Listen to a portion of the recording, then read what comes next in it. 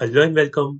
आज UGC net paper 2 commerce का जून 2025 का क्वेश्चन पेपर सॉल्व करेंगे और पेपर 1 जनरल पेपर का क्वेश्चन पेपर ऑलरेडी मैंने सॉल्व करके अपलोड कर दिया है। पेपर 2 इकोनॉमिक्स एंड मैनेजमेंट के भी previous year question papers available है, तो आप प्लेलिस्ट चेकआउट कर सकते हो। और स्टार्ट करते हैं जून 2025 का क्वेश्चन पेपर, जो 27 जून को शिफ्ट 1 में हुआ था, वो क्वेश्चन पेपर सॉल्व करेंगे। So, question number 1 to 50 belongs to paper 1, general paper. Let's start with question number 51. Question number 51 to 151. ये 100 questions होंगे जो कॉमर्स के questions है. Which of the following is not the feature of business environment? Business environment के features में which of the following option is not a feature? Complex, business environment is complex in nature, correct? Dynamic in nature, multifaceted in nature, but it is not static. So option D is correct answer. It is not a feature of business environment. Question number 52. Which of the following is not an element of microenvironment? So business environment can be classified into internal and external environment, and external environment can be further classified into micro and macro environment. Micro environment is also called as task or operating environment, जिसमें कुछ micro environmental factors है, for example customers, suppliers, competitors, general public, dealers, intermediaries. All these are the component of microenvironment. But technology belongs to macroenvironmental factor. So correct answer is option 3, technology. Next, question number 53. In PESTEL framework, what does L denotes? तो PESTEL में L क्या represent करता है? Political, economical, social, technological, legal and environmental. So L for legal. Option 2 is correct answer. Pestal analysis. Next, question number 54. Which of the following type of FDI includes creation of new assets and production facility in the country? So foreign direct investment के various types से उसमें से कौन सा type represent करता है creation of new assets and production facility in the country? तो is it brownfield investment? No, it means acquiring existing ones. Merger and acquisition. दो डिफरेंट कंट्री की कंपनीज मर्ज होके कंबाइन होके न्यू कंपनी बनेगी, या एक कंट्री की कंपनी दूसरी कंट्री की कंपनी को परचेज कर लेती है, acquisition. No. Strategic alliance means joint venture. No. तीनों में क्रिएशन ऑफ न्यू एसेट्स नहीं बनता है, पर correct answer is option 4, greenfield investment is correct answer. Next, question number 5. Question number 55. Which of the following countries were parts of NAFTA, North American Free Trade Agreement का कौन सा part है? Is it United State, Canada, Mexico, Brazil? इन चारों में से कौन सा नाफ्टा का पार्ट है? तो US, Canada and Mexico are part of NAFTA. तीन कंट्री से इसमें USA, Canada and Mexico. Brazil is not a part of NAFTA. So ABC option 2 is correct answer. Next, question number 56. Which of the following are the objective of WTO? अब question number 56 to 60 belongs to international business and international trade. So which of the following are the key objective of WTO? World Trade Organization के objectives क्या क्या है? To set rules for international trade, correct. To resolve trade disputes, correct. To resolve border dispute, no, ये political part होता है. Border dispute resolve करना WTO का काम नहीं है. So C is not the objective of WTO. Then to provide a forum for negotiating trade liberalization, correct. ABD. Option 1 is correct answer. Next, question number 57. Arrange the following theories of international trade in chronological order, old to new. तो international trade theories में mercantilism, फिर absolute cost advantage theory, comparative cost advantage theory, Heckscher Ohlin, product life cycle theory, all this are various theories of international trade. इसमें से हमें 4 options दिए, उसे chronological order में रखना है। Mercantilism theory was developed in the 16th century, 16 to 18th century ये mercantilism theory बनी थी। फिर comparative cost advantage theory was developed by David Ricardo in the year 1817। Product life cycle theory was developed by Werner in the year 1960, and HO theory, Heckscher and Olin theory was developed in the year 1919। हेक्सचर ने पहले ये develop की थी theory, फिर उसके student Olin ने 1933 में इस थियरी को एक्सटेंड की थी। तो करेक्ट सीक्वेंस क्या होगा? A B D C, A B D C, option 2 is correct answer. Question number 58, arrange the following in chronological order of their establishment, old to new: NAFTA, European Union, SAARC and ASEAN। NAFTA was established in the year 1994, European Union in the year 1993, SAARC in the year 1985 and ASEAN in the year 1967। तो ये उनके year of establishment है। कभी कभी ये question MCQ type question में भी आ जाता है। सो DCBA, DCBA is correct sequence, so option 3 is correct answer। Next, question number 59, match the list 1 and 2, balance of payment और उसका कॉन्सेप्ट है। So balance of payment, current account, capital account, balance of trade and balancing item. तो उसका meaning क्या होता है? Inflow and outflow of capital comes under capital account. तो B का 1 होगा। International transaction of goods and services 2, ये होगा बैलेंस ऑफ करंट अकाउंट, जिसमें गुड्स एंड सर्विसेज दोनों इंक्लूड होते हैं। 2, ए का 2 होगा। बैलेंस ऑफ ट्रेड में ओनली गुड्स कवर होते हैं, तो import of goods only, import and export of goods only 3, and balancing item entry for net E and O, error and omission, option 4। 2, 1, 3, 4 is correct sequence, option 4 is correct answer.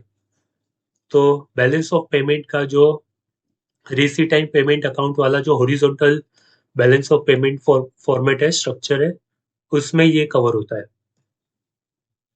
पर आजकल vertical format use होता है। हर एक country को vertical format USD and उनकी जो national currency है उसमें कन्वर्ट करके शो करना पड़ता है। Question number 60, list 1 and 2, trade tariff and explanation, specific tariff, ad valorem, compound tariff and variable tariff। So fixed percentage of the value of the commodity, fixed percentage of the value, it is ad valorem tariff। B1, ad valorem का meaning ही होता है according to value। So B का 1 होगा। Fixed amount of money per unit, ये होता है specific tariff. Fixed amount charge होता है पर यूनिट, तो ये स्पेसिफिक टैरिफ है। एड वैलोरम टैरिफ जिसमें परसेंटेज लगता है, fixed percentage on the value of commodity लगता है। Compound tariff is combination of both specific and ad valorem tariff. तो combination of ad valorem and specific tariff, option 4। And variable tariff क्या होता है? Duty fix to bring price of imported commodity to the level of domestic support price, तो option 3। 2, 1, 4, 3 is correct sequence and option 2 is correct answer।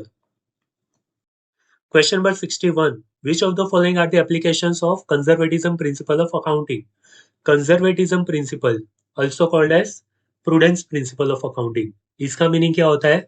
Anticipate no profit but provide all possible losses, means assets and income should not be overstated and liabilities और expenses should not be understated। अगर profit ज्यादा दिखा दिया तो ज्यादा tax भी पे करना पड़ सकता है। तो क्या बताया कि we should not record future profit but we can record possible liabilities और expenses. So conservatism principle A B C D E में से कौन सा रिप्रेजेंट करता है? A point, valuation of stock in trade means closing stock at the lower of cost और market price. तो closing stock should be valued at cost price और market price whichever is lower. ये किस लिए होता है? क्योंकि conservatism principle follow करना होता है. तो ए रिप्रेजेंट करता है. बी क्या है? Debiting drawings account and crediting purchase account when goods are withdrawn by the proprietor. तो ये ड्रॉइंग्स का एंट्री है, जर्नल एंट्री बताया है. तो ये नहीं है. कंजर्वेटिज्म प्रिंसिपल का कुछ लेना देना नहीं है इससे. Making provision for bad and doubtful debts. So provision banana bad and doubtful debt, ये कंजर्वेटिज्म प्रिंसिपल को रिप्रेजेंट करता है. क्योंकि जो फ्यूचर पॉसिबल लॉस है, जो कस्टमर पे नहीं करने वाला है, डेटर जो पे नहीं करने वाला है, तो बैड डेट होने के चांसेस है. पर टेंटेटिव अमाउंट हम रिकॉर्ड कर सकते हैं जो पॉसिबल है, तो उसका प्रोविजन बनाएंगे. तो C point is correct answer. Then making provision for discount on creditors. Discount on creditor ये प्रूडेंस प्रिंसिपल का ऑपोजिट है. क्योंकि अगर डिस्काउंट ऑन डेटर्स होता तो वो कंजर्वेटिज्म में काउंट होता. पर क्रेडिटर हमें डिस्काउंट देने वाला है, ये तो एक टाइप का पॉसिबल रिडक्शन इन लायबिलिटी हो गया, जो हमें कम पे करना पड़ेगा. तो ये प्रूडेंस प्रिंसिपल में कवर नहीं होता है. Next, creation of investment fluctuation fund is also considered as conservatism principle. क्योंकि इन्वेस्टमेंट फ्लक्चुएशन का मीनिंग होता है कि इन्वेस्टमेंट की वैल्यूएशन हमारी कम भी हो सकती है, ज्यादा भी हो सकती है, कम भी हो सकती है. तो जो पॉसिबल लॉसेस है कम होने की वजह से, तो वो भी हमें कंसिडर करना चाहिए. तो A C E are example of conservatism. A C E, option 4 is correct answer. Question number 62. Identify the correct order in which assets of the firm shall be applied in case of dissolution of partnership firm. तो dissolution of partnership form में हम assets cell करके liabilities को पे of करना होता है. तो वो कौन से सीक्वेंस में जाएगा? करेक्ट ऑर्डर क्या होगा वो हमें पूछा है. तो as per section 48 of the Indian partnership act 1932 हमें सबसे पहले पे ऑफ करना है एक्सटर्नल लायबिलिटीज. उसके बाद इंटरनल लायबिलिटीज, जो पार्टनर्स का लोन दिया रहेगा तो वो सेट ऑफ करेंगे. उसके बाद अपार्ट फ्रॉम प्रॉफिट जितना भी बचा है, कैपिटल, वो सब डिस्ट्रीब्यूट होगा among partners. And ultimately last में जो अगर प्रॉफिट बचा है तो वो भी पार्टनर्स में डिस्ट्रीब्यूट हो जाएगा. तो external liability, internal liability, capital of the partner and then profit. तो करेक्ट सीक्वेंस क्या होगा?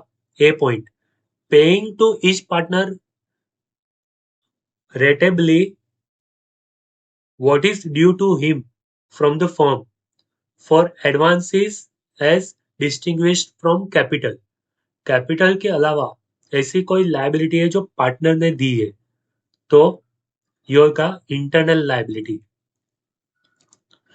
Paying the residue if any to partners in proportion in which they were entitled to share profit. तो ये residue means जो remaining profit है वो आपस में लास्ट में डिस्ट्रीब्यूट होगा. Then paying the debts of the firm to third party. Third party means external liability सबसे पहले पे ऑफ होती है.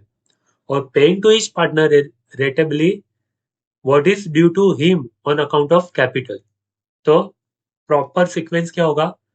सी, देन ए, डी, बी. पहले एक्सटर्नल लायबिलिटी, फिर इंटरनल लायबिलिटी, फिर कैपिटल पे ऑफ होगा और लास्ट में प्रॉफिट शेयर डिस्ट्रीब्यूट होगा in the profit sharing ratio. C A D B is correct sequence.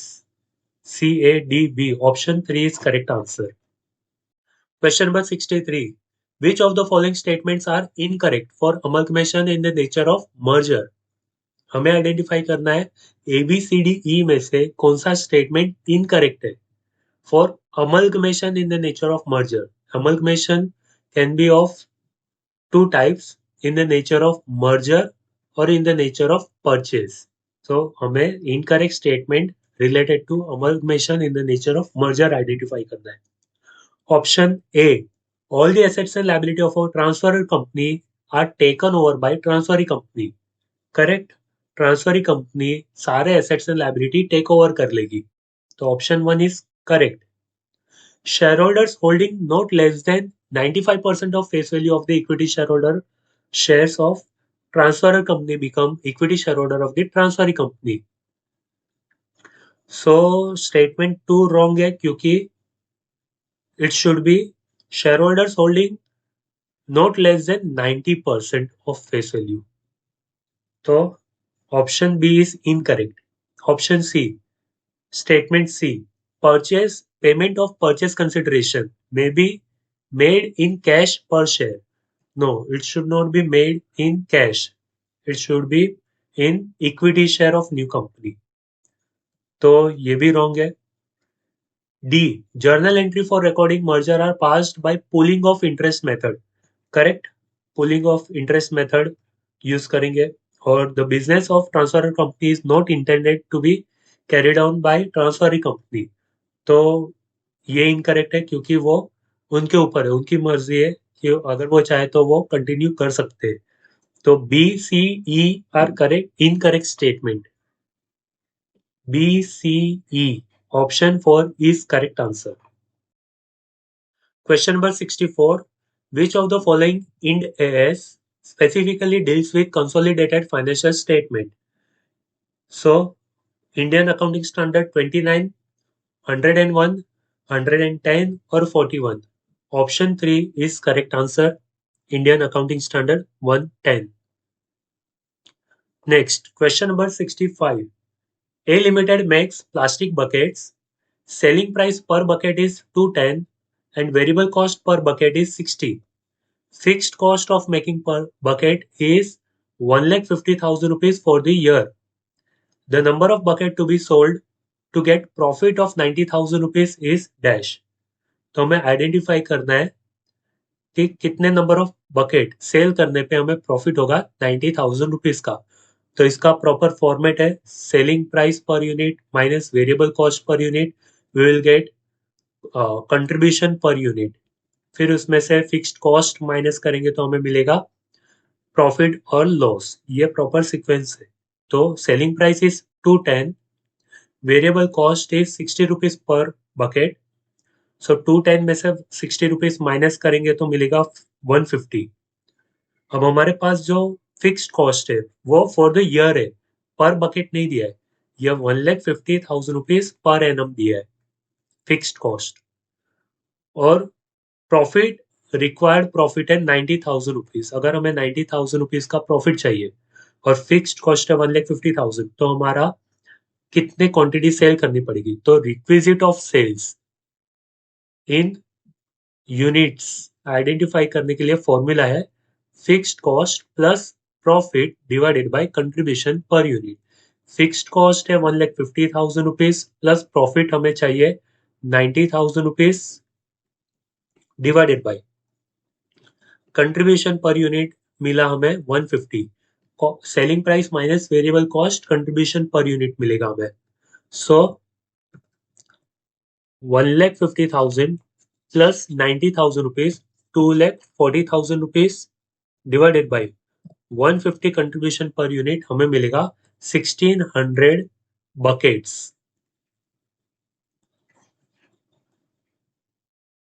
तो option 4 is correct answer. Question number 66. What is the amount of net cash from operating activity of A Limited if it has net profit before tax 5,90,000 rupees, depreciation on property plant equipment 4,30,000 rupees, decrease in current asset 30,000 rupees, decrease in current liability 85,000 rupees, and tax paid 80,000 rupees. So this question is from cash flow statement. 3 part में divide होता है cash flow statement. Cash flow from operating activity, investing activity and financing activity. तो हमें identify करना है कि cash flow from operating activity का final answer कितना मिलेगा, net cash from operating activity कितना मिलेगा. तो हमारा स्टार्टिंग पॉइंट होगा नेट प्रॉफिट बिफोर टैक्स, इसमें डेप्रिसिएशन हम ऐड करेंगे क्योंकि depreciation is a kind of non cash expenditure. Depreciation का मीनिंग होता है एसेट की वैल्यू रिड्यूस होना, reduction in value of fixed assets.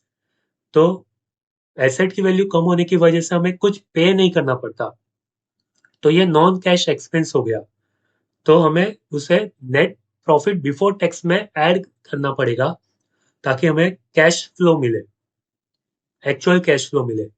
तो हमें मिलेगा net flow from net profit before adjusting working capital, जिसमें हम वर्किंग कैपिटल को एडजस्ट करेंगे, मतलब इंक्रीज इन वर्किंग कैपिटल को लेस करेंगे और डिक्रीज इन वर्किंग कैपिटल को ऐड करेंगे। इंक्रीज इन वर्किंग कैपिटल का मीनिंग होता है इंक्रीज इन करंट एसेट्स और डिक्रीज इन करंट लायबिलिटी, और डिक्रीज इन वर्किंग कैपिटल का मीनिंग होता है डिक्रीज इन करंट एसेट्स और इंक्रीज इन करंट लायबिलिटीज। फिर हमें मिलेगा net profit after adjusting working capital but before tax, जिसमें से हम टैक्स पेड को माइनस कर देंगे। तो नेट प्रॉफिट बिफोर टैक्स कितना है? 5,90,000 रुपीज।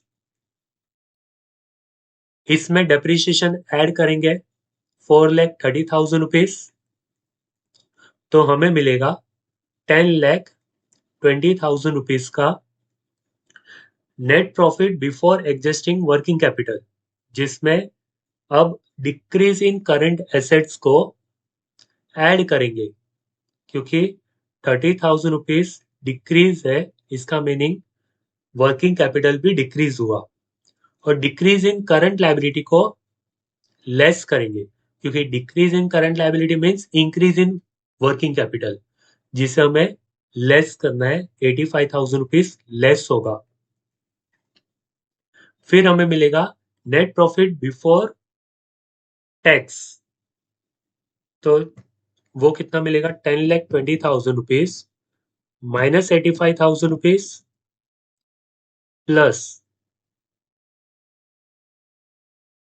30,000 रुपीज, 9,65,000 रुपीज मिलेगा। इसमें हमें टैक्स पेड को लेस करना है विच इज 80,000 रुपीज। तो बैलेंसिंग फिगर हमारा रहेगा net cash flow from operating activity, हमारा फाइनल आंसर। इसमें से लेस करेंगे 80,000 रुपीज, 8,85,000 रुपीज करेक्ट आंसर है, option 2। So net cash from operating activity का स्टार्टिंग पॉइंट होगा नेट प्रॉफिट बिफोर टैक्स, उसमें डेप्रिसिएशन को ऐड करेंगे, उसमें इंक्रीज इन वर्किंग कैपिटल को लेस करना है, डिक्रीज इन वर्किंग कैपिटल को ऐड करना है, और जो बचा उसमें टैक्स पेड को लेस करना है। फाइनल आंसर हमारा net profit net cash from operating activity मिलेगा। Question number 67, the working of current purchasing power accounting requires classification of balance sheet items into monetary item and non-monetary item. Which of the following is a non-monetary item as per current purchasing power accounting? Cash, debenture, debtors और inventory. So monetary item and non-monetary item का meaning क्या होता है? Monetary item means वो assets या वो items जिसका amount fixed है इन टर्म्स ऑफ मनी, और नॉन मॉनेटरी आइटम मीन्स जो वेरिएबल है या विच इज नॉट फिक्स्ड, जिसकी वैल्यू चेंज हो सकती है। For example stock, fixed asset, investment, ये सब ऐसे एसेट्स है जिसकी वैल्यू चेंज होती रहती है। तो cash, debentures, debtors and inventories, inventory means stock, तो correct answer is option 4। Non monetary item is a stock जिसकी वैल्यू फ्लक्चुएट हो सकती है, cost price, market price, which और इज लोअर पे हमें रिकॉर्ड करना होता है, इसलिए which is fluctuating in nature. Question number 68, match the list 1 and 2। List 1 में इंडियन अकाउंटिंग स्टैंडर्ड दिया है और लिस्ट 2 में उसका नाम दिया है। So Indian accounting standard 2 inventories का है, Indian accounting standard 16 property, plant and equipment, Indian Accounting Standard 103, Business Combination and 113 fair value measurement के ऊपर है.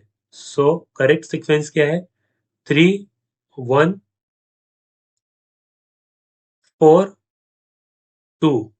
3 1 4 2. Option 3 is correct answer.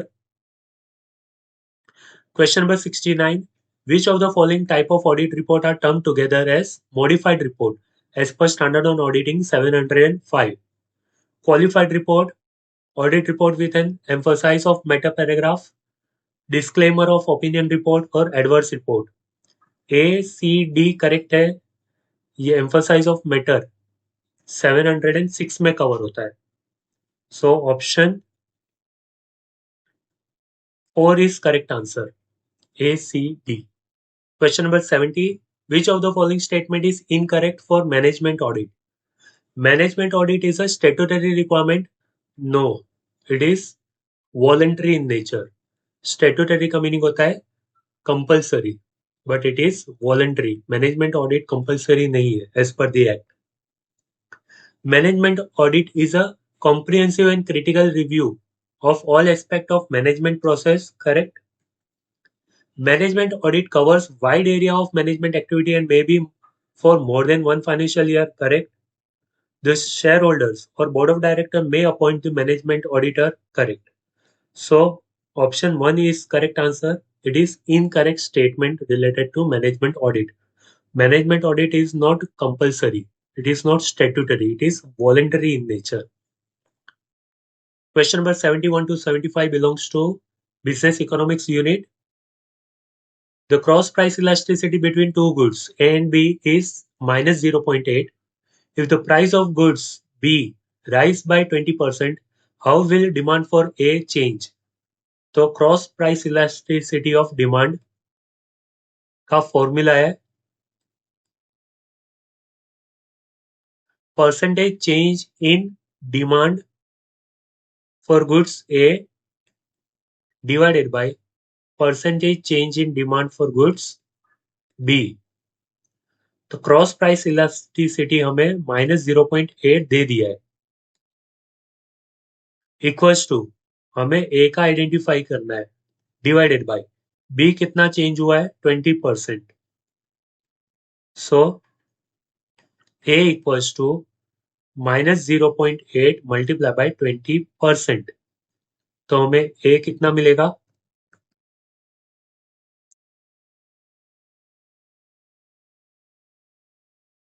Minus 0.8 multiply by 20% minus 0.16. तो how will the demand for A change? Minus 16%. Correct answer is option 1. Question number 72. The price of product decreased from 100 to 60 rupees per unit. If the price elasticity of demand is 1.5 and the original quantity demanded is 30 units, what will be the new quantity demanded? So formula है elasticity, price elasticity equals to percentage change in quantity demanded divided by percentage change in price. Price elasticity 1.5 दे दिया है और percentage change in quantity demanded हम identify करेंगे पहले, क्योंकि denominator में जो परसेंटेज चेंज इन प्राइस है वो ऑलरेडी अवेलेबल है. That is 40. 100 टू 60 रुपीज हो गया, मतलब 100 का 40% कम हो गया. तो percentage change in quantity demanded हमें मिल गया. Percentage change in quantity demanded is 1.5 into 40, that is 60%. तो अब हम क्या करेंगे, हमें न्यू क्वांटिटी डिमांडेड चाहिए. तो ओल्ड कितना है 30, ओरिजिनल क्वांटिटी डिमांडेड 30 है, उसमें हम 60% जो चेंज हुआ है वो ऐड कर देंगे. तो हमें मिलेगा 30 plus 60% 48. So correct answer is option 2. Question number 73. The type of market where few sellers are selling competing products to many buyers is known as dash. Monopoly, monopolistic competition, oligopoly or perfect competition. Correct answer is option 3, oligopoly. Oli का meaning होता है few and poly means sellers. तो correct answer is option 3. और oligopoly के features क्या क्या है? Few sellers, many buyers, sellers selling competing products. All these are the features of oligopoly. So option 3 is correct answer. Next, question number 74. Which of the following formula correctly show relationship between average revenue, marginal revenue, and price elasticity of demand? MR equals to AR plus E minus 3. AR equals to MR into E minus 1 divided by 3. 1 divided by E, or MR equals to AR into E minus 1 divided by E. Option 3 is correct answer. MR equals to AR into E minus 1 divided by E. Option 3. Question number 75. Match the list 1 and 2 concept and formula दिया है. Production function, average product, marginal product and constant returns to scale दिया है. K into K and L, TPN minus TPN minus 1, total product divided by number of units of variable product, and Q equals to function of ABCD till N. तो correct sequence क्या होगा? Option 1, production function Q equals to function of ABCD. Q means output. Average product equals to total product divided by number of units. तो average मिलेगा. Marginal product means difference between TP and TP n minus 1. TPN और उसके previous TP का difference marginal product होता है. और constant returns to scale में there are two variables which are to be considered, that is capital and labor. तो ये capital and labor है. तो production function 4, average product 3, marginal product 2 and constant returns to scale 1. 4, 3, 2, 1 is correct sequence. Option 4 is correct answer. Next, question number 76. List 1, list 2 concept and formula दिया है. Total utility, marginal utility, average fixed cost and marginal cost दिया है. तो total utility means MU 1, 2, 3, 4 का total, A का 1 आएगा. Marginal utility means TUN minus TUN minus 1. Average fixed cost formula, total fixed cost divided by quantity, and marginal cost formula, change in total cost divided by change in quantity. तो 3, 1, 2, 4, 3 is correct sequence. Option 3 is correct answer. याद रखना, marginal utility और marginal cost में confuse मत होना. Marginal utility formula total utility minus previous total utility, TUN minus 1. और marginal cost पूछा है तो change in total cost divided by change in quantity. So correct answer is option 3. Question number 77. Arrange the following example of business cycle in chronological order, old to new. .com bubble 2000 में हुआ था. Great depression 1928 to 30, Covid pandemic 2020, global financial crisis in year 2008. तो correct sequence क्या होगा? B, A, D, C. Option 2 is correct answer. Question number 78. Identify the factors that determine the demand. Price of a commodity, income of a consumer, taste and preference of consumer, or size of population. A, B, C, D, all are determinants of demand. So option 4 is correct answer. Next, question number 79. Which of the following are the part of microeconomics? Microeconomic and macroeconomics है. उसमें से micro economics का part क्या है? जिसमें individual house hold individual firm represent करता हो तो हमें वो आइडेंटिफाई करना है। तो प्रोडक्ट प्राइसिंग रिप्रेजेंट करता है micro economic because it represents individual product, it focuses on individual product. Consumer behaviour, individual consumer, interest rate overall होता है, पूरी कंट्री में रेट ऑफ इंटरेस्ट क्या चल रहा है, तो ये एग्रीगेट रिप्रेजेंट करता है, इसलिए ये मैक्रो इकोनॉमिक का पार्ट है।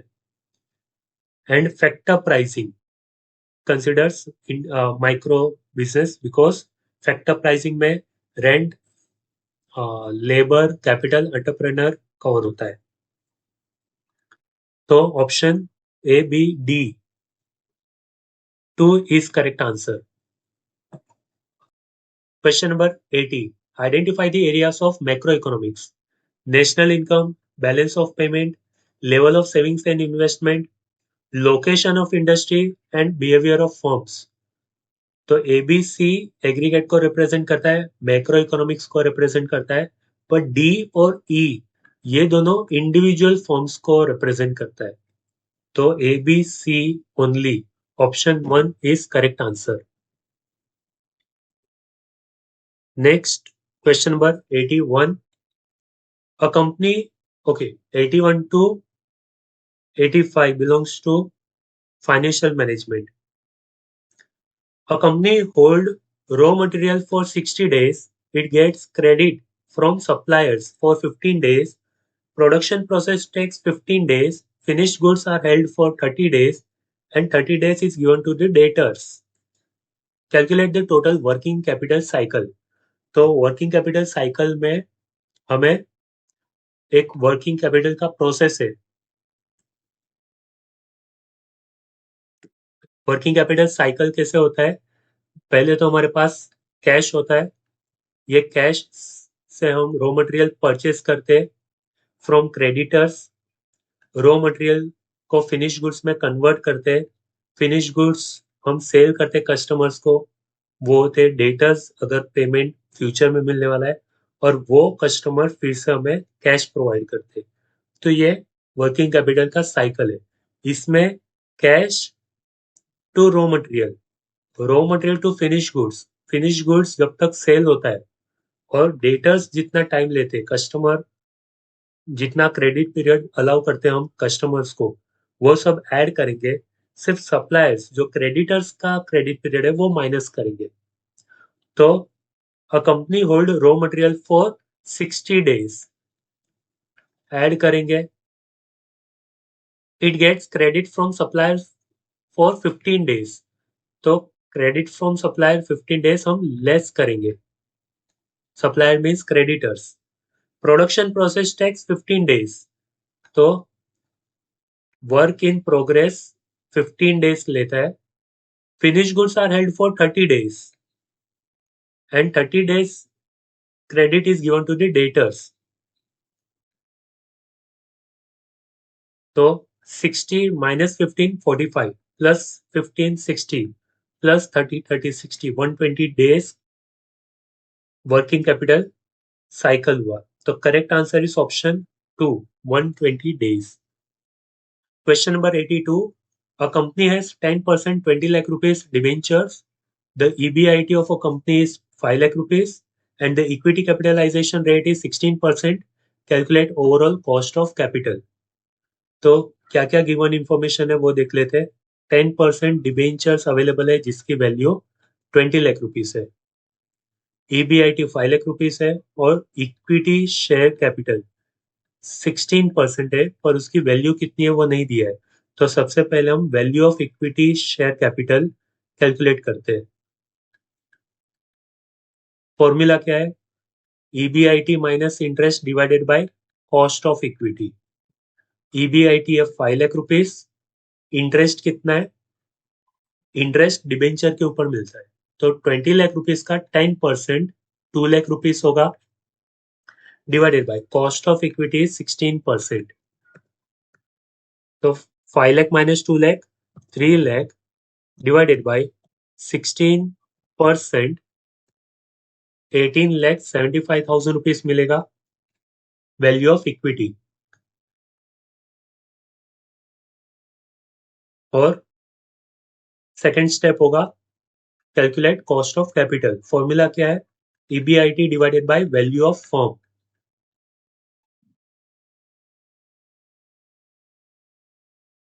EBIT is 5 lakh rupees divided by value of firm कितना है? 20 लाख रुपीज का डिबेंचर, 18,75,000 रुपीज का इक्विटी, तो टोटल 38,75,000 रुपीज। तो 5 lakh divided by 38,75,000 rupees into 100, 12.90%. Final answer is option 3. 12.9% is overall cost of capital. So, question number 83. ABC Limited issued 2010% preference share capital of 100 rupees each at 95 rupees. Calculate the cost of preference share. तो cost of preference share का formula क्या है? Dividend divided by net proceed into 100 करेंगे तो हमें answer percentage में मिलेगा। तो डिविडेंड कितना है? 10% डिवाइडेड बाय नेट प्रोसीड मतलब क्या? फेस वैल्यू माइनस डिस्काउंट, या फिर अगर कोई एक्सपेंस है तो वो भी माइनस होगा, और अगर इश्यूड एट प्रीमियम होता तो हम प्रीमियम को ऐड करते हैं। तो यहाँ पर 100 रुपीज की वैल्यू 5 रुपीज डिस्काउंट के साथ 95 रुपीज में इश्यू किया तो नेट प्रॉफिट मिलेगा 95 इंटू 100 करेंगे तो परसेंटेज मिलेगा। तो 10 divided by 95 into 100, 10.52, around 10.53। Option 2 is correct answer. Question number 84. A company produces and sells 10,000 toys. The selling price per toy is 500, variable cost 200 and fixed operating cost is 25 lakh rupees. Calculate operating leverage. तो सबसे पहले हम proper table बना लेते हैं। Unit sold 10,000, selling price is 500, तो selling price total sales होगा 500 into 10,000, 50 lakh minus variable cost is 200 rupees, so 200 into 10,000, 20 lakh, contribution मिलेगा 30 lakh माइनस फिक्स्ड कॉस्ट कितना है? 25 lakh, तो EBIT मिलेगा 5 lakh। ऑपरेटिंग लेवरेज का फॉर्मूला है कंट्रीब्यूशन डिवाइडेड बाय EBIT, तो कंट्रीब्यूशन है 30 lakh, 30 lakh divided by EBIT is 5 lakh, so 30 divided by 5 equals to 6, ये मिलेगा हमें टाइम्स में, तो 6 times is correct answer, option 3। Question number 85. Which of the following are the discounted cash flow technique of capital budgeting? तो capital budgeting की दो major techniques है, discounted and non discounted method. और डिस्काउंटेड में क्या क्या कवर होता है और नॉन डिस्काउंटेड में क्या क्या कवर होता है? Payback period, accounting rate of return, NPV, IRR, PI. तो payback period and accounting rate of return में डिस्काउंट कंसिडर नहीं करते, PV present value factor consider नहीं करते, इसलिए payback period and ARR are non-discounted method, and net present value, internal rate of return, profitability index are discounted method. So discounted cash flow technique of capital budgeting क्या है? CDE, option 4 is correct answer. Capital budgeting chapter से है। Question number 86. Arrange the following developmental financial institution in chronological order of their establishment, old to new: IFCI, IDBI, NABARD and SIDBI. Industrial Finance Corporation of India was established in the year 1948. Industrial Developmental Bank of India in the year 1964. National Bank for Agriculture and Rural Development was established in the year 1982, and Small Industrial Developmental Bank of India in the year 1990. So correct sequence is A, B, C, D. Option 1 is correct answer. A, B, C, D. Question number 87. Arrange the following exchange rate arrangement of international monetary system in chronological order. Gold standard, commodity species standard, fixed parity system or floating exchange rate. So gold standard was introduced during 19th century. Commodity species standard is the oldest one that was introduced before 19th century. We can say pre-gold standard era. Fixed parity system was introduced in the year 1944 during Bretton Woods system till 1971. 1944 to 1971, fixed parity system were followed, and post Bretton Woods system, that is 1971 onwards, floating exchange rate system. Currently, floating exchange rate system we are following. So, what is the chronological order?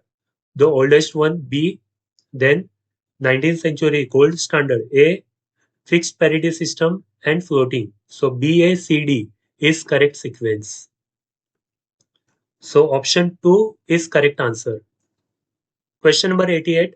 Arrange the following steps of multinational capital budgeting in correct order.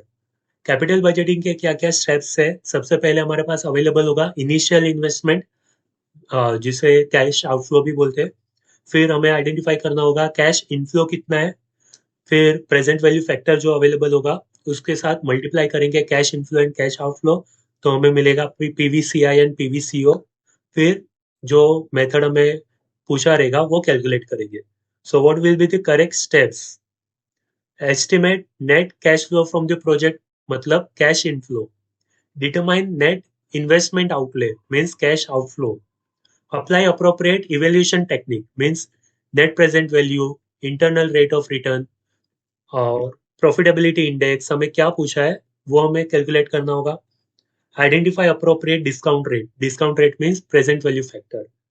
तो correct sequence क्या होगा? सबसे पहले cash outflow हमारे पास available होगा, फिर calculate करेंगे cash inflow, फिर कैश इनफ्लो और कैश आउटफ्लो को प्रेजेंट वैल्यू के साथ मल्टीप्लाई करेंगे और उसके बाद हमें कैलकुलेट करना होगा जो टेक्निक हमें पूछा होगा वो.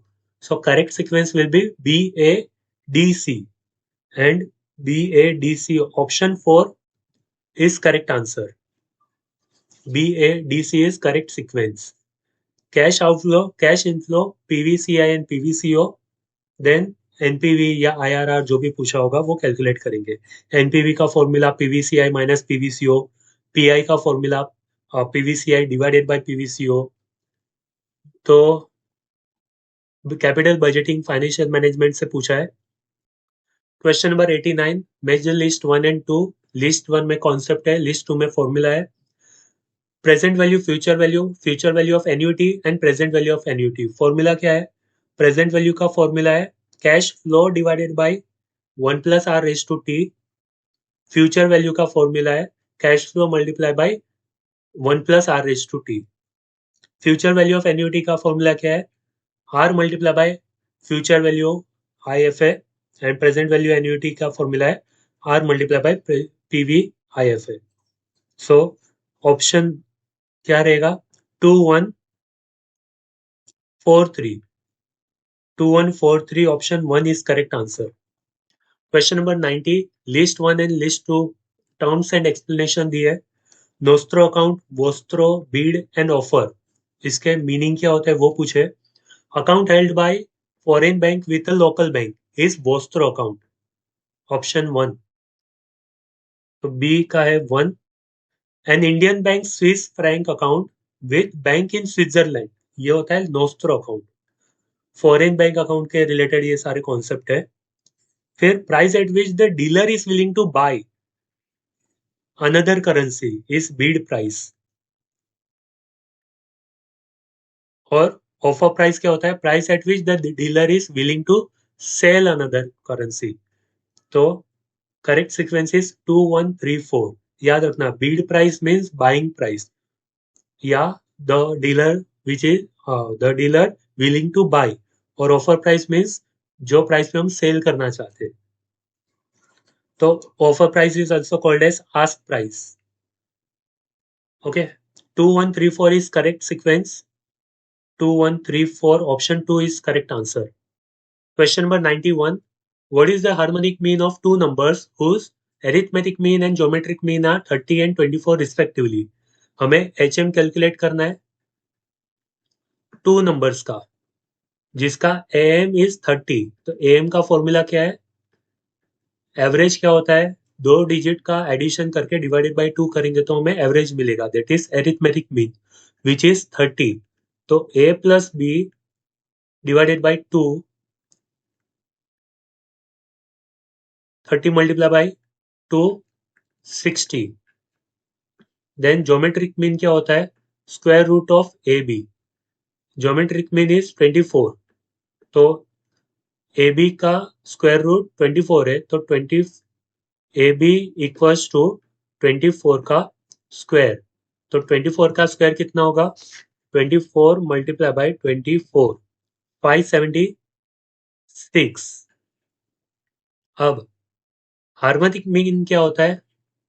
HM का फॉर्मूला क्या है? 2AB divided by A plus B. 576 is AB. तो मल्टीप्लाई बाय 2 करेंगे न्यूमरेटर और A प्लस B इज 60. तो ये कितना मिला? 576 into 2, 1152 divided by 60, 1152 divided by 60 equals to 19.2. ये होगा हमारा हार्मोनिक मीन. तो option 3 is correct answer. 19.2. Question number 92. Which of the following statement are correct with regards to mathematical properties of standard deviation? Standard deviation की properties क्या क्या है? तो A statement. Standard deviation is independent of change of origin and change of scale. No, वो change of origin होता है पर change of scale नहीं होता. तो option statement 1 is incorrect. Statement 2.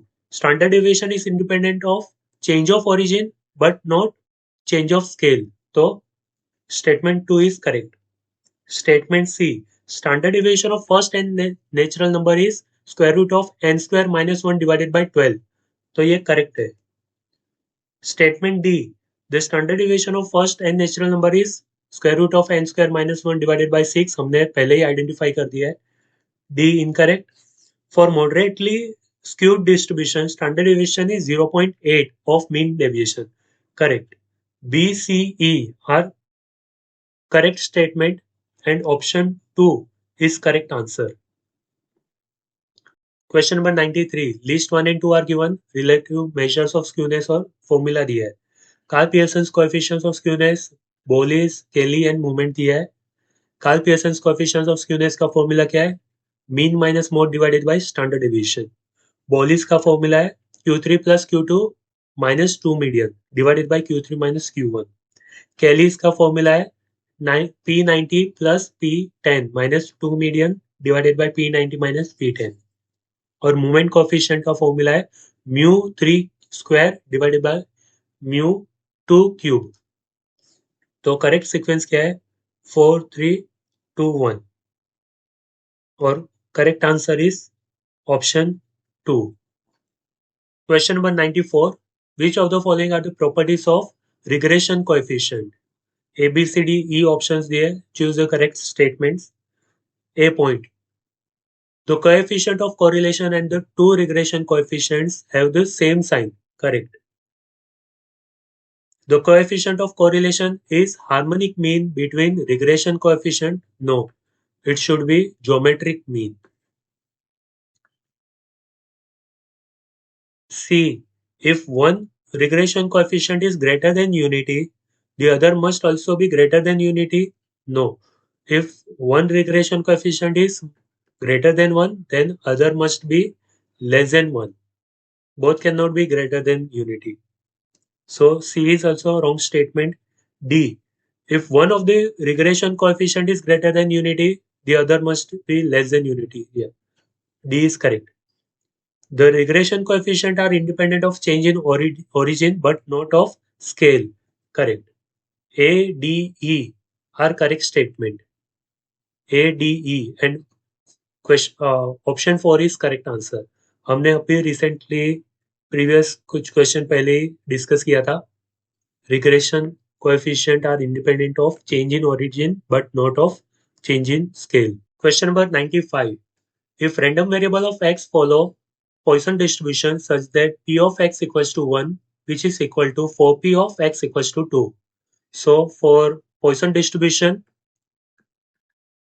p of x equals to k, formula क्या है? e to the power minus lambda multiplied by lambda to the power k divided by k factorial. Given p of x equals to 1, which is equal to 4p of x equals to 2. तो formula apply करते हैं इसमें. Formula है e to the power minus lambda multiply by lambda का power है k, तो k के बदले हम वैल्यू इंसर्ट करेंगे 1 divided by 1 factorial equals to 4 multiply by e to the power minus lambda multiply by lambda square, ये value है 2, वो अप्लाई किया, divided by 2 factorial. e to the power minus lambda cancel हो जाएगा, तो बचेगा lambda equals to 4 multiply by lambda square divided by 2 factorial. अब 1 equals to 2 lambda बचेगा, तो lambda equals to 1 divided by 2, half. Option 1 is correct answer. Question number 96. Identify the correct sequence of research design process. Measurement technique selection, research approach selection, data collection, sample design, data analysis.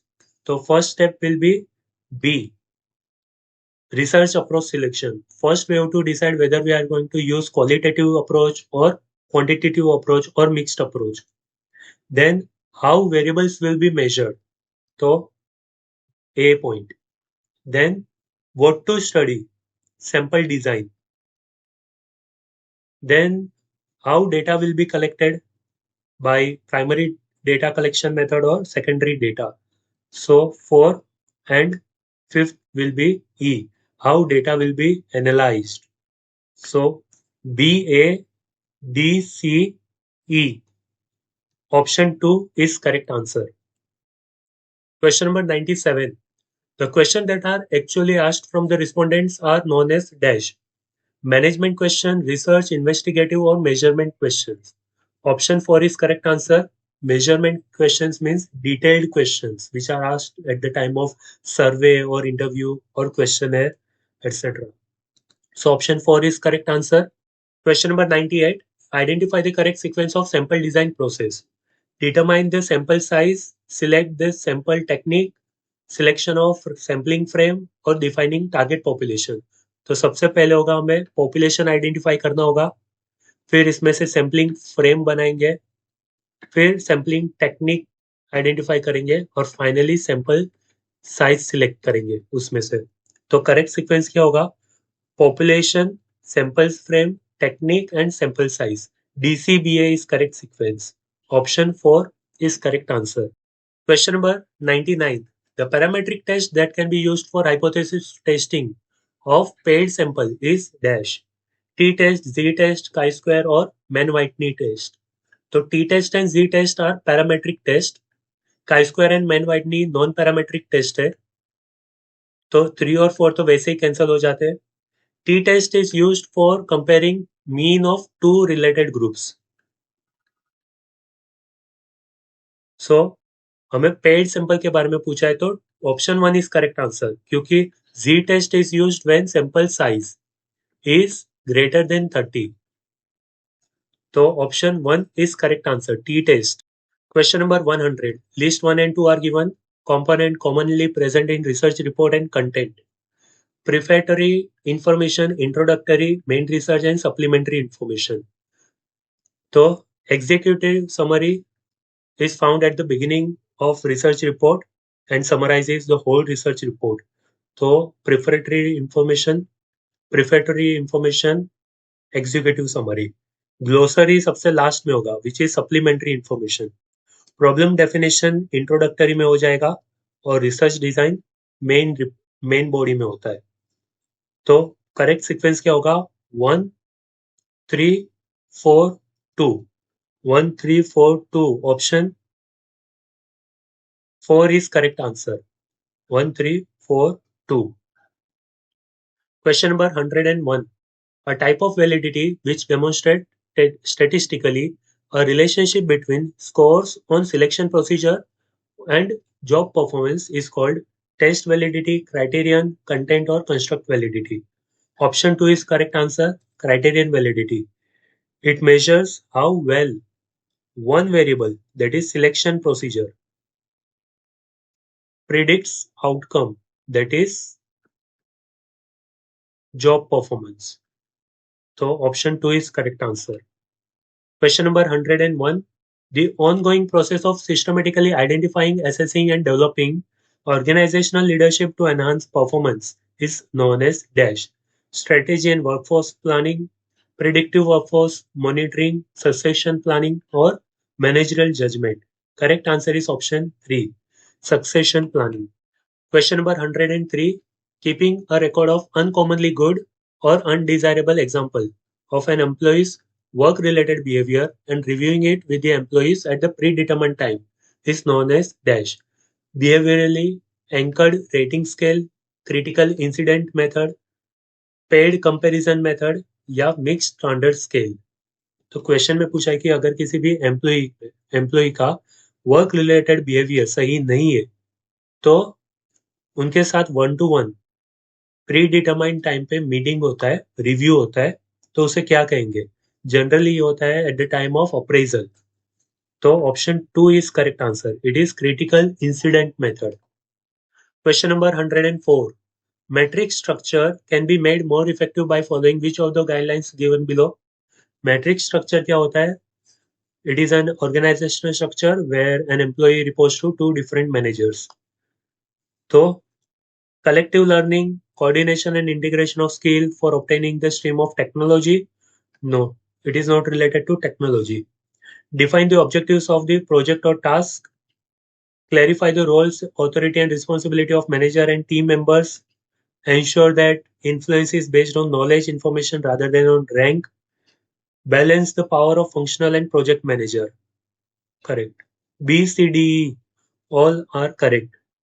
So option 3 is correct answer. B, C, D, E are correct.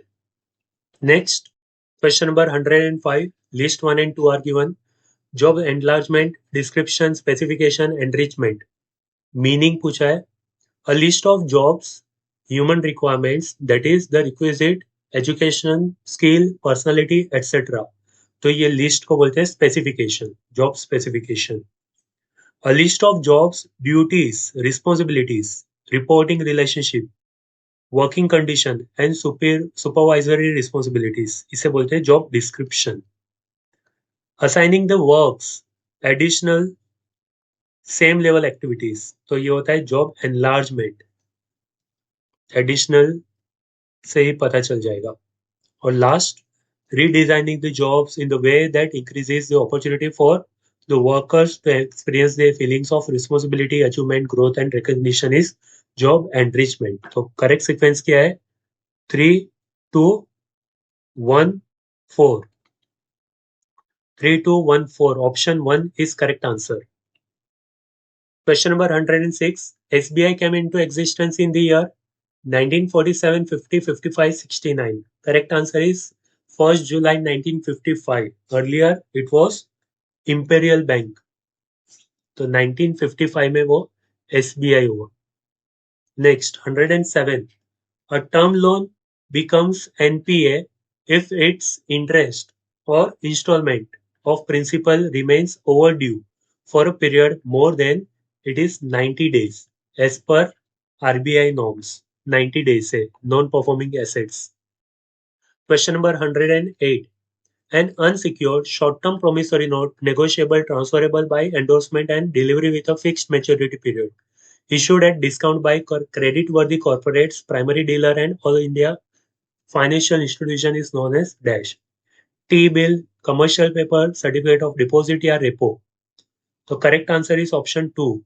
Commercial paper is issued by corporates and it is unsecured promissory note. और treasury bill issued by government, certificate of deposit commercial bank, and repo between central and central and commercial bank होती है और ये एक secured होता है. हमें पूछा है अनसिक्योर्ड, तो option 2 is correct answer. Question number 109. Arrange the following in chronological order of milestone achieved by NSC. Commencement of trading in index option, launch of security of lending and borrowing scheme, commencement of derivative trading in index futures, launch of mutual fund service system, launch of Standard and Poor as CNX Nifty. So index option में trading करना start किया था 2001 में. Launch of security lending borrowing scheme 2008 में आई थी. Derivative trading in index future 2000 में आ चुका था. म्यूचुअल फंड सर्विस सिस्टम 2009 में इंट्रोड्यूस किया और S&P CNX निफ्टी 1996 में ही आ चुका था. तो करेक्ट सीक्वेंस क्या होगा? E C A B D. ECABD. Option 4 is correct answer. Question number 110. In which of the following year Investor Protection and Education Fund regulations was issued by SEBI? 2009 is correct answer. Investor Protection and Education Fund क्या होता है? अगर कोई भी company dividend distribute करती है to the share holders और कोई शेयर होल्डर क्लेम नहीं करता है तो विद इन 7 ईयर्स क्लेम कर सकता है कंपनी से. पर अगर 7 ईयर्स तक क्लेम नहीं किया तो कंपनी को compulsory investor protection and education fund account में ट्रांसफर कर देना पड़ता है after 7 years.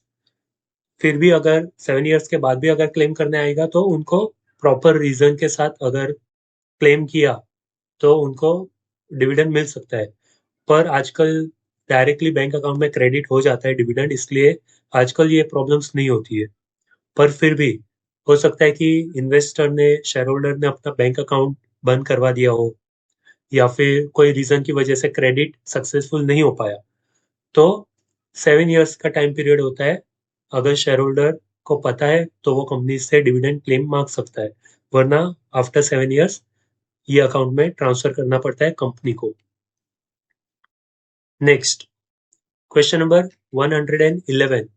Symbols, icons, rituals and values are manifestations of dash, social class, culture, subculture or social factor. Option 2 is correct answer. These are the examples of culture. Question number 112. The term marketing myopia was coined by Philip Kotler, Gary Armstrong, Peter Drucker, Theodore Levitt. Option 4 is correct answer. Yes, introduced this term in the year 1960. इसका meaning क्या होता है? Marketing myopia means we should focus on product rather than customer needs. तो option D is correct answer. Next question number 113. According to Levitt and Drucker the essence of marketing is profit orientation, product, market और customer orientation. Option 4 is correct answer.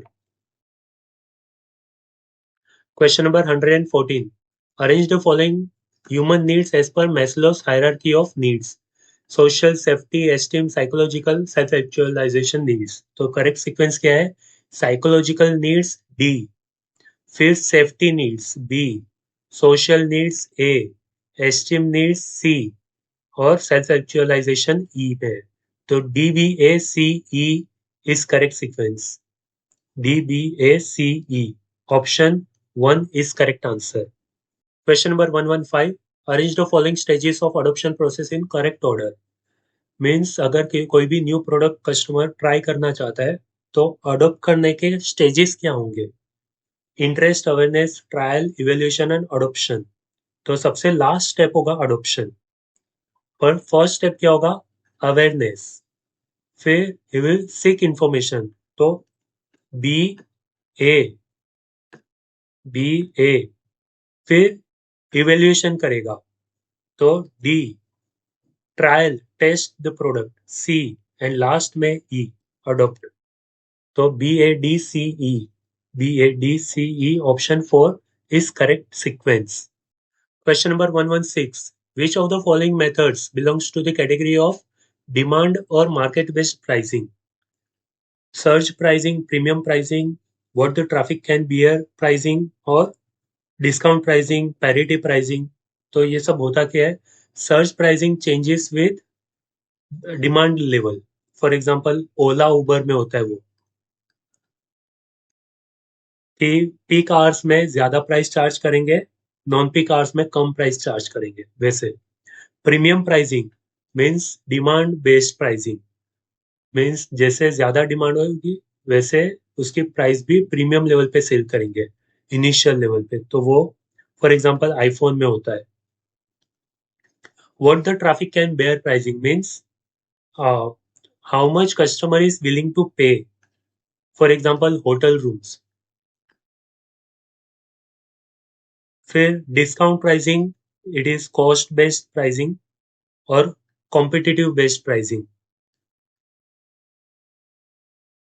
For example, जैसे seasonal sales आते हैं Amazon Flipkart पे, big billion sales, ये सब तो discount pricing बोलते हैं। और parity pricing competitive based, competition based pricing होता है। फॉर एग्जाम्पल, अगर कोक का प्राइस है 35 रुपीज पर कैन, तो पेप्सी का भी प्राइस सेम रहेगा या उसके रेंज में ही होगा। तो A B C are demand based pricing, but D and E are cost based and competition based pricing. तो option 3 is correct answer. A, B, C only. Question number 117. Arrange the following steps of new product development in sequential order. New product development के steps क्या है? Product development ये last step होगा। Feasibility analysis, concept of development and testing, identifying prospective customers and idea generation. तो सबसे first step रहेगा idea generation, then identifying the prospective customers, E D, then concept development and testing होगा, C feasibility analysis होगा, B and finally product development होगा। तो EDCB है is correct sequence. Option 3 is correct answer. Question number 118. Geographical price differentials include which of the following? Free on board, factory pricing, zone, loss leader, postage stamp, basing point pricing. तो geographical pricing में free on board factory pricing होता है, means buyer pays the freight charges from the point of seller's factory. Zone pricing, different zone, different pricing. So it is also covered under geographical pricing. Loss leader pricing is part of promotional pricing and not uh, geographical pricing. Postage stamp means charging same price everywhere, regardless of distance. So it is a part of geographical pricing. And basing point pricing का meaning क्या होता है? Price based on base location. So it is a part of geographical. So A, B, D, E. A, B, D, E. Option 3 is correct answer. सिर्फ C promotional pricing method में cover होता है। Question number 19. List 1 and 2 are given. Concept और उसका meaning दिया है। Perception, learning, belief, attitude. A descriptive thought that a person holds about something is belief. A person's consistently favorable or unfavorable evaluation, feelings, tendency towards an objective is attitude. Changes in an individual's behavior arising from experience, वो होता है learning. And the process by which the people select, organize, interpret information to form a meaningful picture of the world is perception. This is perception. So correct sequence is 4, 3, 1 and 2. 4, 3, 1, 2. Option 3 is correct answer. Question number 120. List 1 and 2 are given. Stages of product life cycle, introduction, growth, maturity, decline. List 2 में types of customers है, laggards, early adopters, middle majority and innovators. तो product life cycle के किस stage पे किस type के customers आते हैं? तो सबसे पहले इंट्रोडक्शन। इंट्रोडक्शन में इनोवेटर्स होते हैं। Very few people try new products. Growth stage पे अर्ली अडॉप्टर्स होते हैं जो खुद परचेज करते हैं और दूसरे को भी मोटिवेट करते हैं परचेज करने के लिए। मैच्योरिटी लेवल पे middle majority of the customers try at the time of maturity period, and decline stage पे वो कस्टमर्स होते हैं जो लेट लेट अडोप्टर्स होते हैं, या फिर जिनको आउटडेटेड टेक्नोलॉजी स्टिल यूज करना होता है, तो लेगर्स होते हैं। तो करेक्ट सीक्वेंस क्या होगा? 4 2 3 1। 4 2 3 1, option 3 is correct answer. Question number 121. In India, the term of every utility patent granted shall be of how many years? 10, 20, 30 or 50? It is 20 years. Correct answer is option 2. As per Indian Patent Act 1970, patent की validity होती है 20 years की. Question number 122. Active concealment of fact is associated with which one of the following? Misrepresentation, undue influence, fraud or mistake. It is a kind of fraud. As per Section 17 of Indian Contract Act 1872, fact hide karna, छुपाना is a kind of fraud. Question number 123. Which of the following is a horizontal agreement?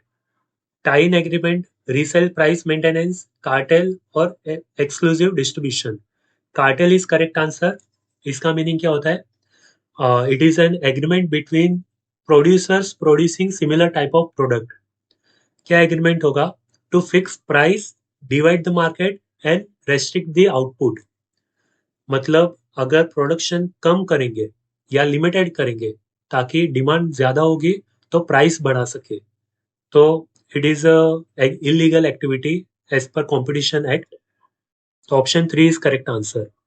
Question number 124. Arrange the following steps of incorporation of new LLP in proper sequence.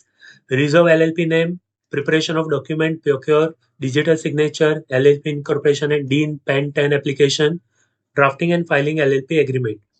तो proper sequence क्या होगा? सबसे पहले digital signature certificate acquire करना होगा, सी. फिर LLP name register करना है, ए. डॉक्यूमेंट प्रिपेयर करना है, B. LLP incorporation and DIN application PAN 10 application करना होगा, डी. एंड लास्ट में एग्रीमेंट होगा, E. CABDE. Option 3 is correct answer. Question number 125. Who can file petition to the tribunal for winding up of LLP? LLP को बंद करने के लिए tribunal में कौन पिटिशन फाइल कर सकता है? Secured creditor, LLP or any of its partner, ROC, any person authorized by central government, any voluntary association. Voluntary association को ऑथोरिटी नहीं है, it is not authorise to file petition against LLP, but secured creditor can file because he has financial claim. LLP can voluntarily file petition to wind up. ROC can file petition in case of LLP makes any default or LLP कोई rules and regulation follow नहीं करता है, तो ROC can also file petition. Any person authorized by central government in special cases. तो ABCD is correct answer, option 3. Voluntary association is not authorized to file petition. Question number 126. Arrange the following steps involved in the process of voluntary liquidation of LLP in correct order. Declaration of solvency, designated partners meeting, identification of insolvency professional as liquidator, filing of resolution with ROC and IBBI. So first step will be declaration of solvency. Designated partners declare करेंगे solvency before liquidation. तो A will be the first step. Then identification of insolvency professional as liquidator. तो liquidator को appoint करेंगे D. उसके बाद क्या होगा? Designated partners की मीटिंग होगी जिसमें लिक्विडेटर का प्रपोजल एक्सेप्ट होगा, अप्रूव करेंगे, बी. फिर पार्टनर्स मीटिंग होगी जिसमें रेजोल्यूशन पास करेंगे regarding voluntary winding up of the company और पार्टनरशिप LLP. और लास्ट में होगा ई point, filing this resolution passed in partners meeting with ROC and IBBI. तो correct sequence is ADBCE. ADBCE, option 3 is correct answer. Question number 127. In case of transmission of share, which of the following is correct? एक होता है transfer of share और एक होता है transmission of share. Transfer of share का meaning होता है purchase and sale of share. One party to another party transfer होता है विद कंसिडरेशन. और दूसरा होता है transmission of share means without consideration, without purchase and sale transmit होते हैं, means in case of death for example. तो no instrument of transfer is required. Transmission of share के केस में no instrument of transfer is required, correct, because it is a case of transfer of share by operation of law. Then transmission of securities is generally made without consideration. True. Share continue to be subject to the original liability. True. Transmission takes place on death or insolvency of holder of security. True. Stamp duty is payable on transmission of security. No, because जब consideration ही नहीं है तो stamp duty भी नहीं होगा. तो E is incorrect. A B C D option 1 is correct answer. Question number 128. List 1 and 2 match the column. Section 2 subsection 85, section 455, 378A to subsection 6. Associate company, producer company, dormant or small company. So definition of small company is given in section 2 subsection 885. Associated company का definition है 2 subsection 6 में. Producer company section 378A में explain किया है और dormant company के rules 455 में दिया है. तो correct sequence क्या होगा? 4 3 2 1. Option 4 is correct answer. Question number 129. What right does unpaid seller have against the goods?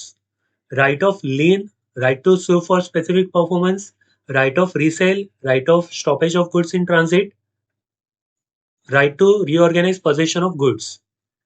तो अनपेड सेलर को कौन से राइट से राइट अगेंस्ट गुड्स? तो राइट ऑफ लीन होता है, he can retain the goods until payment. तो option A is correct. Right to sue for specific performance नहीं है, क्योंकि right to sue is against the buyer, not against the goods. हमें against the goods पूछा है. He can sue but this right is against the buyer, not against the goods. Right of resale, under certain circumstances he can resell the goods. And right of stoppage of goods in transit, agar during the transit if the buyer becomes insolvent, so he can he has right of stoppage of goods in transit. Right to reorganize possession of goods nahi. Option 1 C D is correct. A B A C D A C D option 4 is correct answer. Question number 130. What is the primary liability of the drawer of a bill of exchange or check? Liability to compensate the holder in case of dishonor. Liability to pay the amount at maturity. Liability to provide sufficient fund to the drawee. Liability to pay the holder without any condition. तो meaning क्या होता है? Drawer की liability क्या है? Primary liability of a drawer क्या होती है? अगर चेक या बिल ऑफ एक्सचेंज किसी और पार्टी को दिया है और डिसऑनर हो जाता है तो उस पार्टी को पहले पेमेंट करने की लाइबिलिटी है, कंपेंसेट करने की लाइबिलिटी ड्रॉवर की होती है. तो ऑप्शन 1 इज करेक्ट. इसके अलावा liability to pay the amount at maturity, ये तो लाइबिलिटी ड्रॉई की है, ड्रॉवर की नहीं है. मैच्योरिटी पे पेमेंट करने की लाइबिलिटी ड्रॉई की होती है. Liability to provide sufficient fund to the drawee नहीं. Liability to pay the holder without any condition नहीं. तो option 1 is most appropriate and correct answer.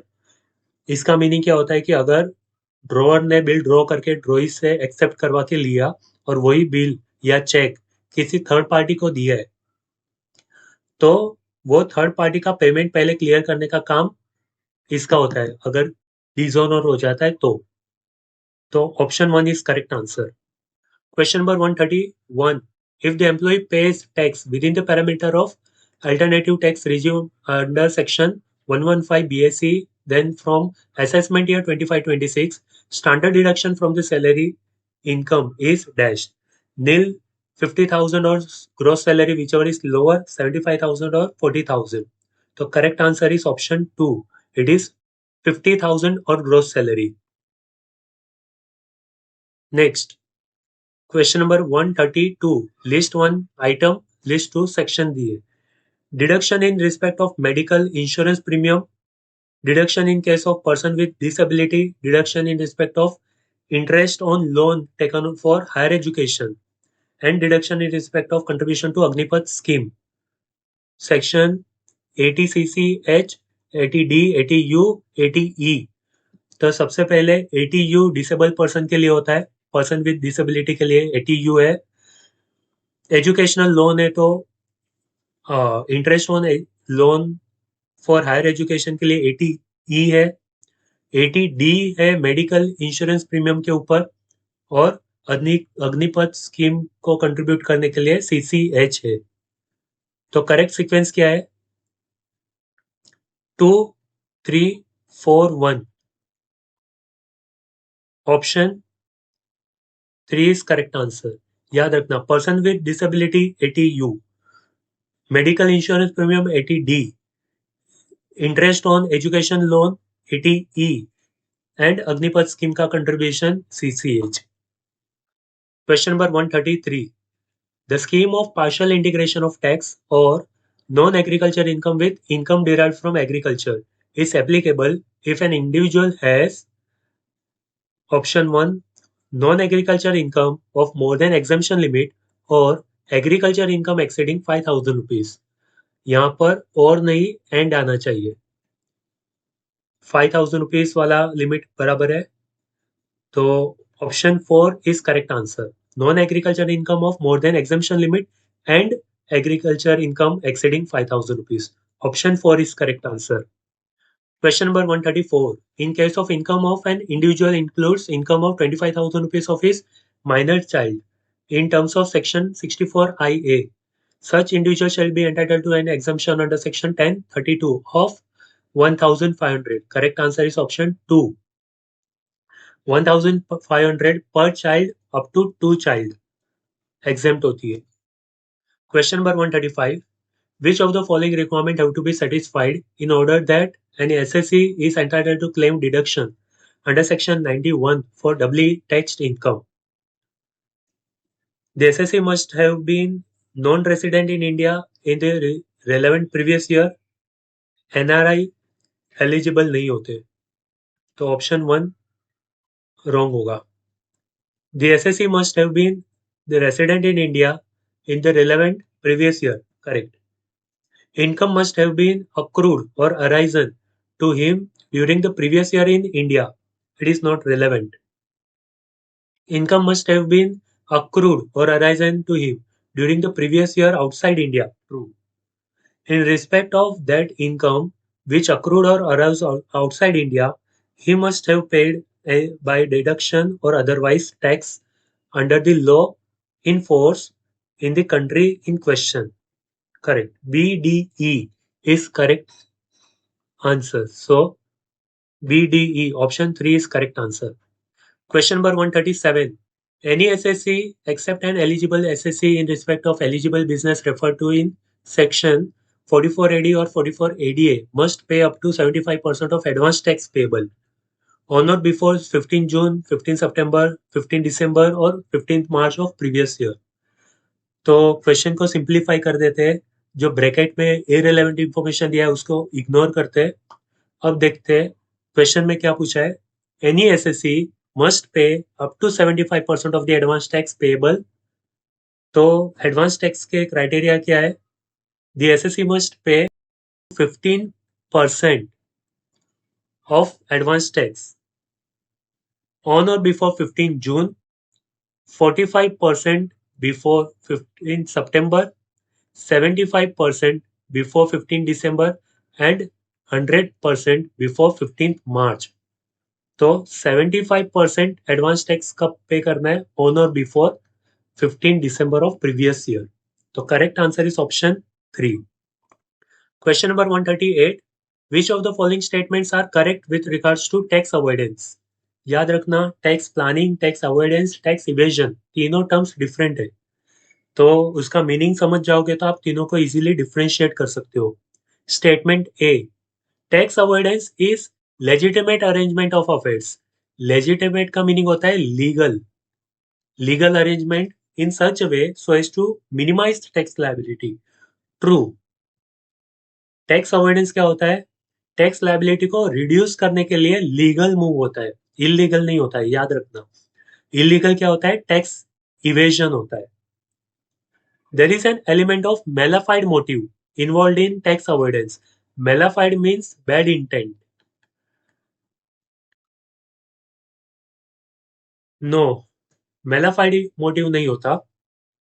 Tax avoidance takes into account the loopholes of the law. True. Tax avoidance is intentional attempt to avoid tax payment after liability to tax has arisen. तो tax payment avoid करना ये tax evasion होता है, tax avoidance नहीं होता है ये. And tax avoidance is same as tax omission? No, both are different. Tax omission का मीनिंग क्या होता है? रिटर्न ही फाइल ना करना. तो option A and C are correct statement. Question number 139. Which of the following statements are correct? If a company is an Indian company, it will automatically be considered as domestic company. True. Foreign company means a company which is not a domestic company. No, foreign company का meaning क्या होता है? जिसका management and controlling power outside India है. The residential status of Indian company cannot be non-resident in India. True. The residential status of foreign company can never be resident in India. No. Resident in India हो सकता है अगर management and controlling power wholly India में है तो. The foreign company is taxable in the hands of company resident in India. True. तो A C E are correct statement. Option 3 is correct answer. Question number 140. List 1 and 2 is given. Deduction of tax at source TDS on fees for professional and technical service 194J है. Option 4. TDS from income by way of rent ये 194 I में दिए. TDS from winning of lotteries crossword puzzle is 194 B. और TDS from interest on security 193 में दिया है. तो correct sequence क्या होगा? ए का 4, बी का 3, सी का 1 एंड डी का 2. 4 3 1 2 is correct sequence. 4 3 1 2. Option 3 is correct answer. So question number 141 to 145 reading comprehensive के ऊपर है. Question number 141. Priya needs to address employee dissatisfaction with career progression. What should be her first step? Encouraging employee to find new jobs, reducing training budget, conducting skill gap analysis and creating career development plan, or promoting only senior employee. तो paragraph के बिना भी आप identify कर सकते हो what should be the correct answer. It should be conducting skill gap analysis and create career development plan. तो फिर भी पैराग्राफ 2 में इसका आंसर दिया है. Next question number 142. Which strategy would be most effective in retaining employee and reducing attrition rate? Making the resignation process more difficult. Employee retention के लिए कौन सा स्टेप लेना चाहिए मोस्ट इफेक्टिव होगा? तो रेजिग्नेशन प्रोसेस डिफिकल्ट करना बेटर होता है. No. Increasing workload? No. Offering voluntary retirement? No. Offering increment and career growth opportunity? True. Fourth option is correct answer. Next question number 143.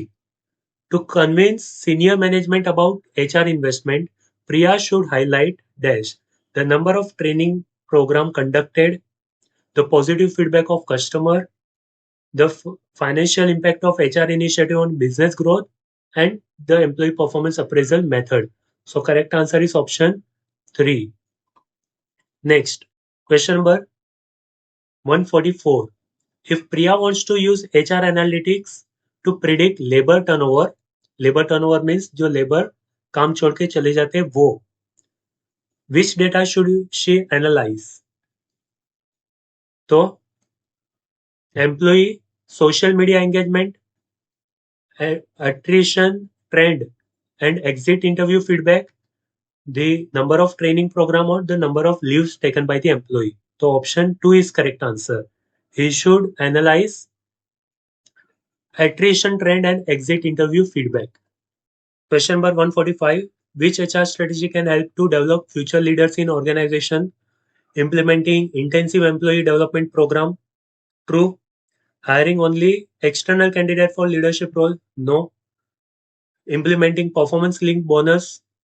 देखो ये सुनने में सही लगता है, पर परफॉर्मेंस लिंक बोनस की वजह से लीडरशिप क्वालिटी बिल्ड नहीं होती है. तो both these options are wrong. Promoting employees on seniority basis? No. So implementing intensive employee development program is the correct answer. Option 1. Now question number 146 to 50 also belongs to reading comprehensive only. Question number 146. What is the main advantage of raising capital through venture capital? Venture capital से money raise करने का main advantage क्या होता है? To avoid giving up ownership और control, to access expertise and guidance from the investor to get the fund for very long term, or to get a low cost funding. So option 2 is correct answer. We can access the expertise and guidance from the investors. तो venture capital का main advantage है वो. Option 2 is correct answer. Next, 147. What would be the main concern for a company if it has to issue green bond for financing? High interest rate, less repayment period, limited investor demand due to niche market, or government restriction? Option 3 is correct answer. Next, 148. Which of the following is the primary function of financial market in economy? Financial market का main function, objective क्या होता है? Facilitating buying and selling of financial instrument, offering financial advice to individual investor, providing loan without collateral, collateral means security, increasing revenue for the government. So option 1 is correct answer.